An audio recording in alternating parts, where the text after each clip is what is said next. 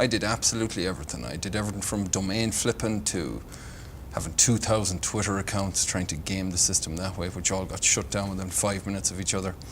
I had pretty much everything, 5 different companies, 3 of them got shut down by the FTC. But I was always trying to hide behind a strategy like a solo ad or an email or something, or a system or a traffic hack, as opposed to actually putting myself out there, being vulnerable. So that's when I turned towards video marketing. I decided what my business is missing is me.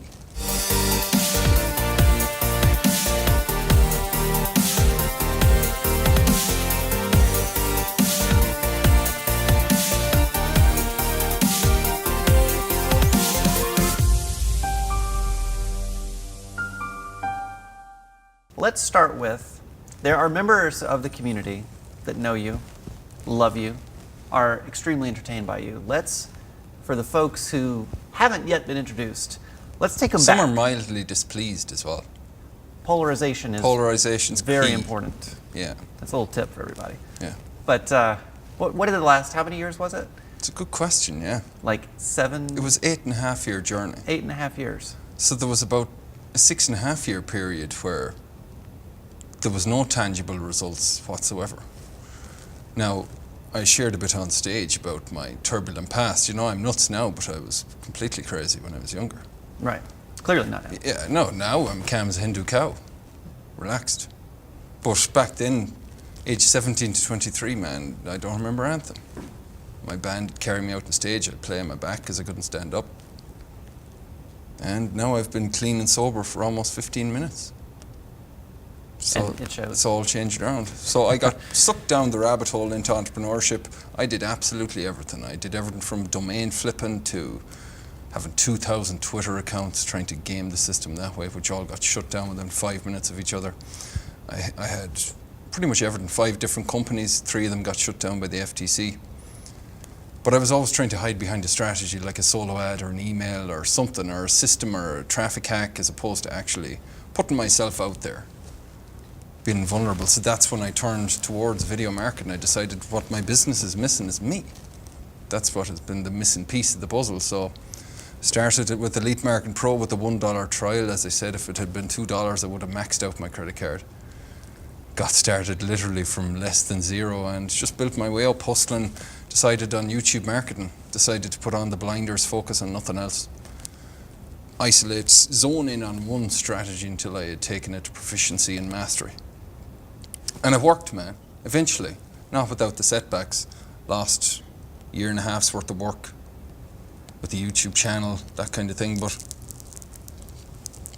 eventually got traction to the point where I was generating consistent leads, and now I have a perpetual machine that sits there building my email list, generating sales on autopilot. So I've diversified into multiple market verticals and sectors and investing in all types of things, generating leads. So it's worked.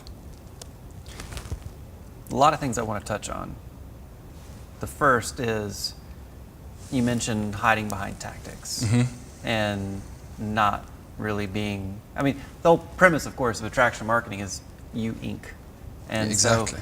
so many people, I mean, and granted, I mean, I think a lot of us have been there at one point in time, but a lot of people, when they get started, you know, they go online because they do want to hide, and they do want to not really exist. They want those tactics. They think they can use the internet as a way to, a workaround, work around themselves. Yeah. Yeah. And so it's fantastic that you shared that, because Yeah. people need to realize what we're encouraging everyone to do, and it's certainly not to hide. Exactly, and as we know, you know, people do business with people, not an email or a strategy.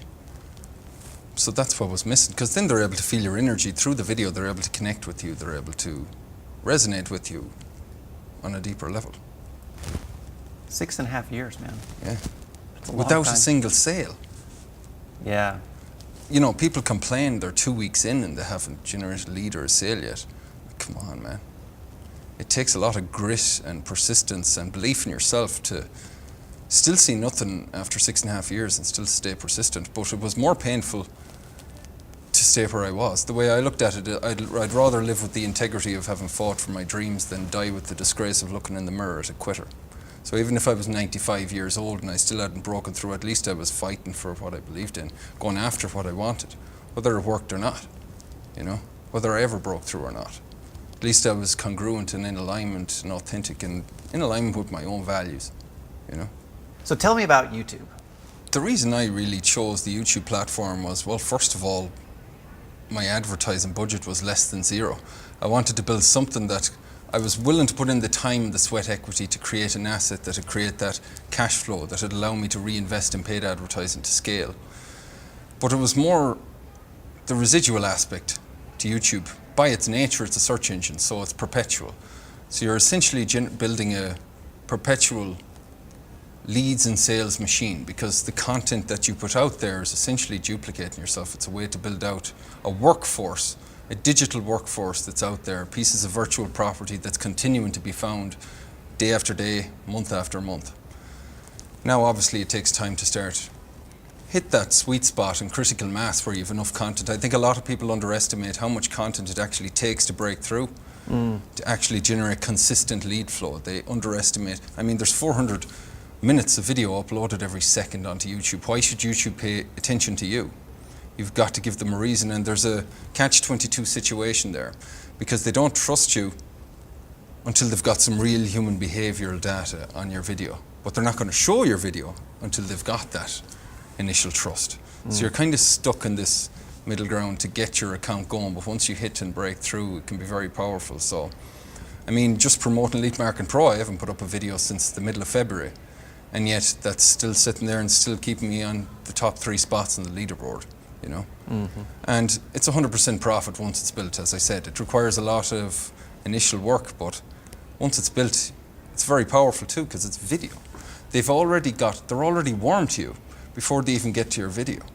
Before they even get to your capture page, they've already watched you, they've heard you, and you're able to pre-frame the prospect of exactly what you want them to think and feel and what to expect before they even reach the capture page. So your opt-in rates and sales rates are huge, you know. Also, leads that come from video tend to continue to buy from video. They don't need hand-holding. They buy fast, they buy often, and they do not hesitate to spend money with you. They're very powerful leads. And what do people do when they have a pressing problem? They go online and they search. They search for information about their problem. So you're catching them right at the pain point, right when they're feeling it, you know. So one thing you mentioned was that a YouTube video, unlike, say, a post on Facebook, which is sort of a flash in the pan, a YouTube video actually can become more valuable over time, which is really cool. True. So let's tell folks about that, because I think that's something that they might not realize. Yeah, it can actually create a snowball effect. So there was a Google update called the Hummingbird update. So if somebody types into Google New York taxis or taxis nearby New York, whatever it may be, the phrase that they're typing in, Google was able to understand that they're pretty much in the same frame of mind, even though they're 2 separate search queries. That person's essentially looking for the same solution. In the same way, once your video, I showed some examples on stage, once your video starts to be found and gets positive user engagement in terms of watch time, as in somebody types in Facebook prospecting and recruiting scripts for Messenger. They come to your video, they watch 179% of the video.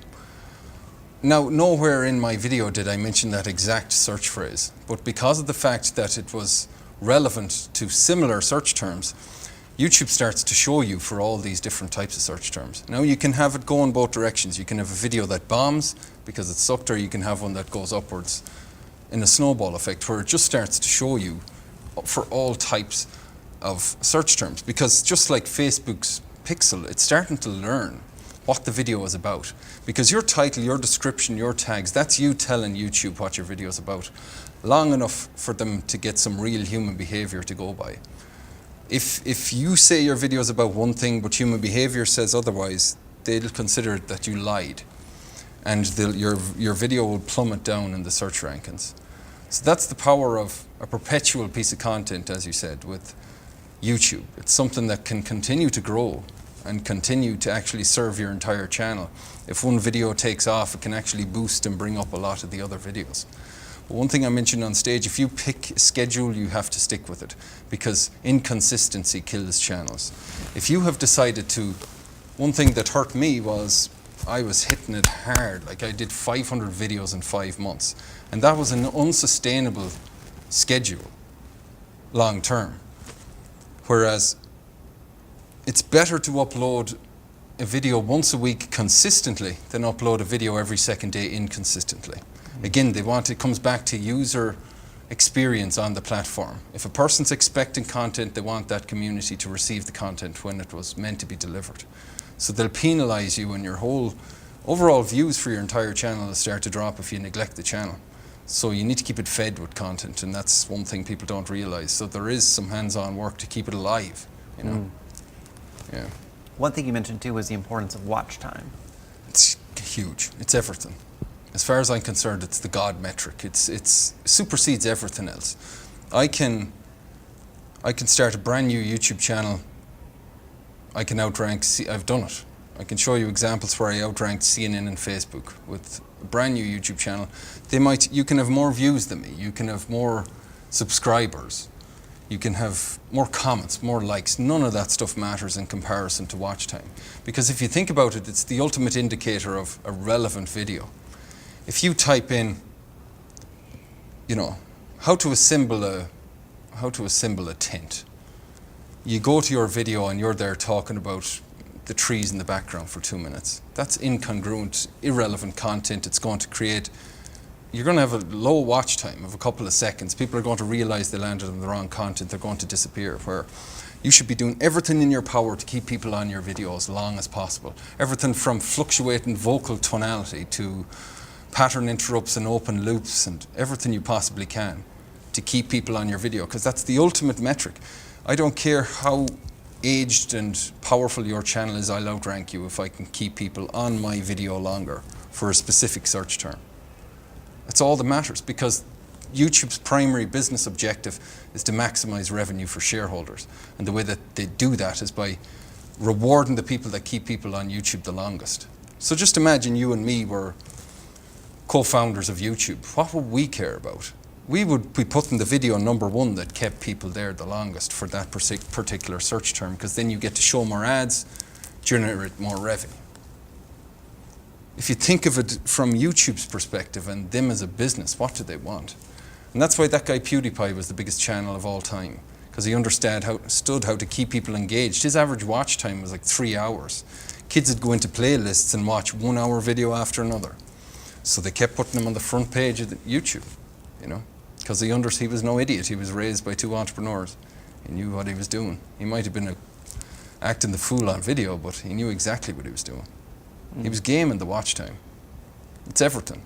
What types of videos are you putting out there?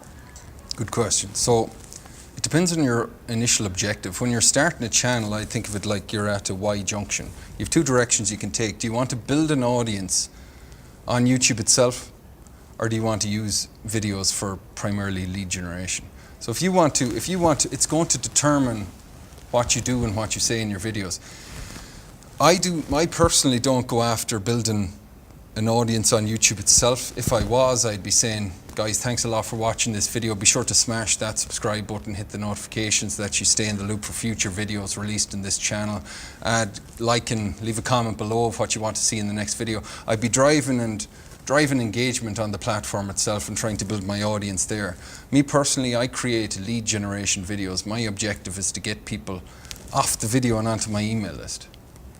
So I provide enough content and value in the video to warm them to me. And then I do a strong visual and verbal call to action to drive them either to the link in the description, or it's about 50-50. 50% of the people click the link in the description, half the people type it in. So you might have seen those outro slates at the end of videos where you've got all types of ways to click on videos, but YouTube's updating itself so often. I came up with what I like to call the Evergreen outro slate, where no matter what update YouTube does, it's still going to remain relevant. And that's simply just a written call to action and an actual visual display of the URL that the person should visit. Because then there isn't an actual clickable annotation. I mean, they did away with annotations, then they introduced in screens and in cards, and it's constantly changing and evolving, and stuff is no longer supported that used to work. I have videos up where there's annotations that's no longer supported, I can't edit them. So my objective right from the gate was to create a channel that generated leads. So once you're going in that state of mind, you know the objective of your video, you know how to structure your video to make that happen. Now YouTube doesn't necessarily like that, because again, they want to keep people on the platform. If you're driving people off the platform, yeah, you just need to be wary of that, you know. Got it. Now, one thing you mentioned from stage that I really think we need to cover here is that action is the cure. Yeah. And I think folks really need to hear this. So true, yeah. Inaction fertilizes fear, action cures fear. I was referring to it in terms really of overcoming your phobia and your fear of video. I'd love to say that it was a lack of vitamin B6 and you could take 300 milligrams sublingually twice a day and you're going to be awesome on video, but there's no shortcut. It's just literal consistent action. And if you want it to happen fast, record as much video content as you can on a daily basis. That's how you're going to overcome your fear, by making friends with the camera to the point where you've progressively desensitized. You're no longer concerned.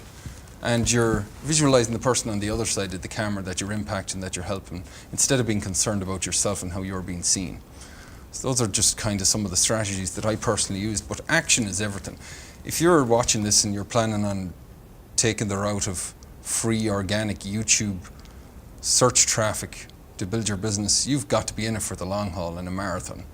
It takes a ton of action, a ton of work, a lot of sweat equity, a lot of late nights, not much sleep. There's a lot more work goes into a video than you think. Everything from the keyword research to the writing out the description to recording the video, the content, editing the video, uploading it, optimizing it, getting it ranked for each video. But the payoff is long term, because all that content I've built is still working for me. It's continuing to work for me. But yeah, action is everything, especially with that strategy. If you've a paid ad, sure, you can switch it on, you can tweak it, there's massive leverage there, and I recommend it honestly as a place to get started. If a person has no prior results, it can be very good. It can be good psychologically for a person to have a positive reference experience and see some actual tangible results, because YouTube, you can be 80 videos in and nothing has happened yet, 6 months into the game and you haven't generated a lead yet, which can be discouraging for some people. So yeah, if you're playing the game, play a long game and massive action. Not everyone's going to stick with it for 6.5 years. No. No. With no results. No, that's awesome, man. So don't hide, and at least if YouTube's something you want to explore, go all in. All in, as in nothing else. I unsubscribed from if I see an email coming out for the latest Facebook traffic strategy or Instagram, delete. It's not relevant. To this day, I don't look at anything else or study anything else. I'm that all in on one platform, and people say, well, you should work a platform till you start to get results with it before you move on to another platform. I disagree. I said that's when you should really put the blinders on. Once you start to get results, that's when you need to capitalize on your previous efforts and hone in on it and go all in on it. Because that's when you really milk the strategy and actually make it pay. If you hop to something else right when you just got it working, it doesn't make any sense. That's when you need to put the blinders on. A long play, 3 to 5 year play if necessary. There's no quick fix. We all know that. Well, before we conclude, any final thoughts or tips for folks? So, whatever path you decide to take, you need a big enough reason. For me, I was driven a lot more by the avoidance of pain than the seeking of pleasure, to be honest.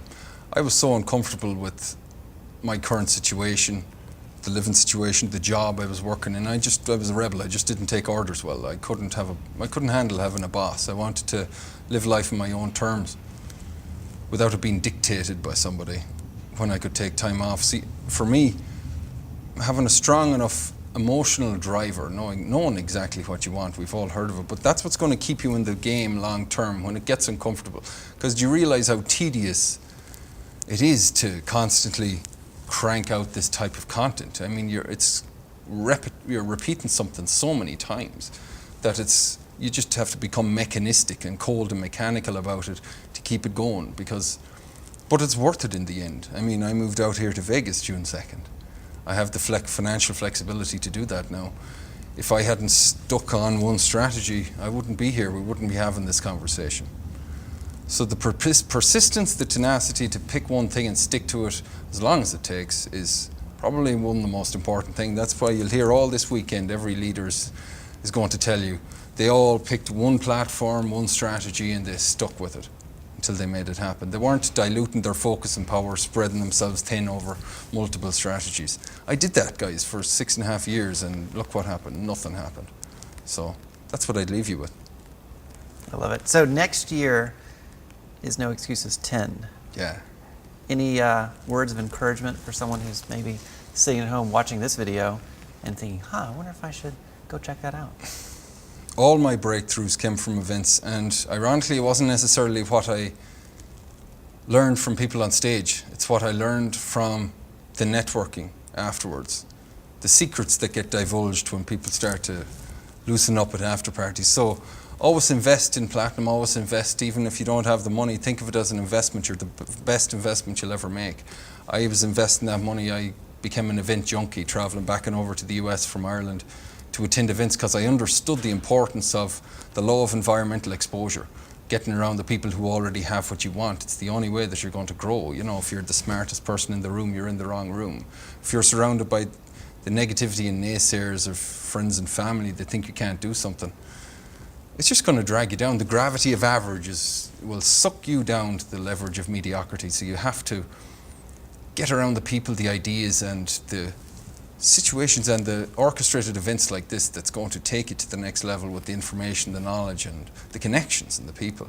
And I said it on stage in my presentation, every time I hit rock bottom, I came back to No Excuses Summit, learned something and had a breakthrough. So events are priceless. It's a must. If you're honestly serious, you've got to get to events. There's just no way around it, you know. All right, man.